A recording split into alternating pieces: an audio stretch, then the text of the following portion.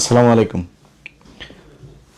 আপনাদের আজকে যে কথাগুলো বলবো এই কথাগুলো আরও অনেক পরে বলার ইচ্ছা ছিল, কিন্তু বেশ কিছু ঘটনা, বিশেষ করে সবশেষ চট্টগ্রাম বিশ্ববিদ্যালয়ে যে ঘটনাটা ঘটেছে সেটার পরে মনে হলো যে পরিস্থিতি খুব বেশি ঘোলাটে হওয়ার আগেই আপনাদেরকে জানানো উচিত। দেখেন, বর্তমান সরকার ক্ষমতায় এসেছে, আমরা কিন্তু আমি সরাসরি কিন্তু বিএনপির বিরুদ্ধে ক্যাম্পেইন করেছি এবং আগেও বলেছি যে যে অবস্থা, বিএনপি এবং জামাত এই দুইটা দলের নাম কিন্তু গেল 15 বছর উচ্চারিত হয়েছে এককভাবে না, যৌথভাবে উচ্চারণ করা হতো। বিএনপি জামাত, জামাত বিএনপি, বিএনপি জামাত, জামাত বিএনপি। কোনো ঘটনা হইলেই শেখ হাসিনা বলতো নাশকতার সাথে জড়িত বিএনপি জামাত, জামাত বিএনপি, এইভাবেই কিন্তু। অতএব এই দুইটা দল এখন বাংলাদেশের একটা পক্ষ, আওয়ামী লীগ আরেকটা পক্ষ। সেই পক্ষটা নেই, আপনাদের মাঝে একটা বিরোধিতা তৈরি হয়েছে। সেই বিরোধিতা কি? নির্বাচনের বিরোধিতা। সো সেই বিরোধিতায় আমিও একটা পক্ষ নিয়েছিলাম, এবং কেন নিয়েছিলাম সেটা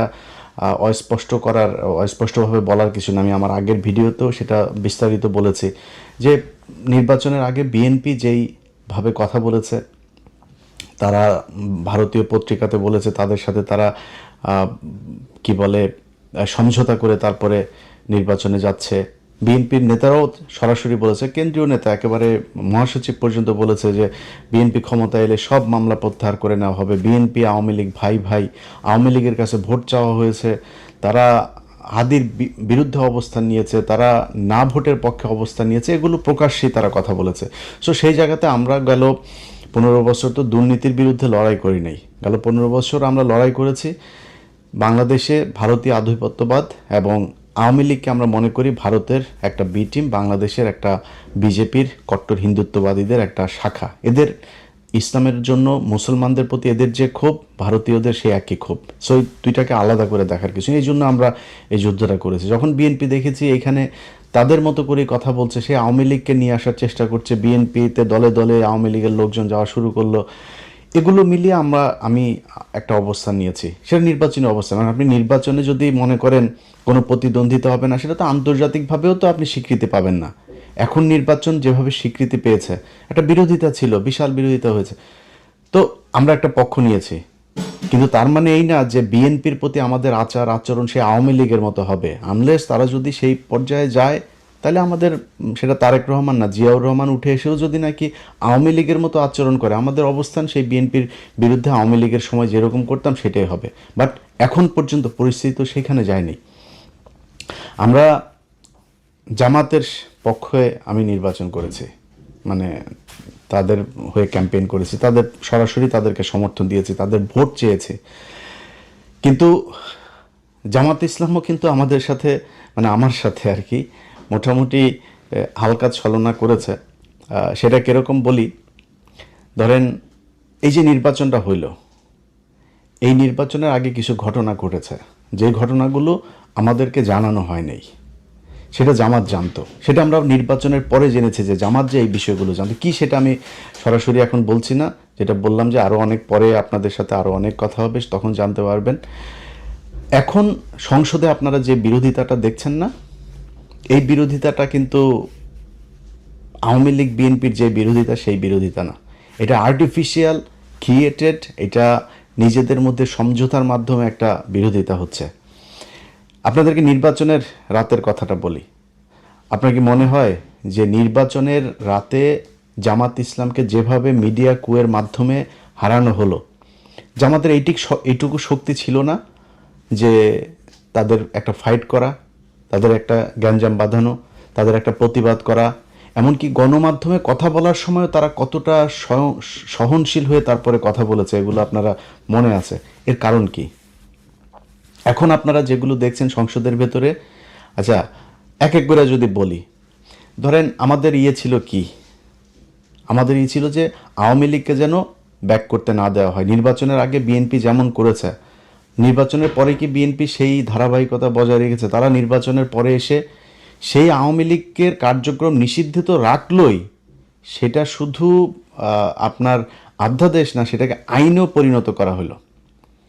এই আদেশটাকে তারা আইনে পরিণত করলো। এখন এরপরে হচ্ছে এই যে জুলাই শহীদ যারা, জুলাই যোদ্ধা যারা, তাদেরকে ইনডেমনিটি দেয়া। যদিও আমি এটার পক্ষপাতিত্ব না, ইনডেমনিটি দেওয়ার মানে হচ্ছে একটা অপরাধ হয়েছিল, এই অপরাধকে আমরা পৃথিবীর কোনো বিপ্লবকে কখনো ইনডেমনিটি দিয়ে বাঁচাইতে হয় নাই, এটা ঘোর বিরোধিতা। বাট ইউনূস সরকার যেটা চেয়েছে, এই যোদ্ধারা যেটা চেয়েছে, এনসিপি যেটা চেয়েছে, জামাত যেটা চেয়েছে, সেই কাজটাই করা হয়েছে।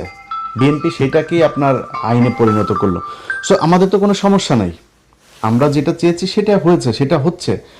মোটা দাগে বিএনপি এখন পর্যন্ত বিরুদ্ধে যায়নি, বাট যেটা শুরুতে বললাম, যদি যায় আমাদের আচরণ কিন্তু সেই আওয়ামী লীগের মতো হবে। এখনো পর্যন্ত আমি বিশেষ জায়গার ঈদের 2 দিন আগে আমার সাথে একটা পক্ষের কথা হলো, যে কোনো এক জায়গার, তাদের সাথে আমি খুব মানে নিজের খুব ডিপ্রেশনের কথা জানাচ্ছিলাম যে আমি আসলে খুব ডিসঅ্যাপয়েন্টেড, এই যে এইভাবে চলছে, এই হচ্ছে, এইভাবে কথাবার্তা বলছে। তারা আমারে বলল যে 1 বছর ধৈর্য, 6 মাস থেকে 1 বছর ধৈর্য ধরতে। আমি যা দেখছি পরিস্থিতি এরকম থাকবে না।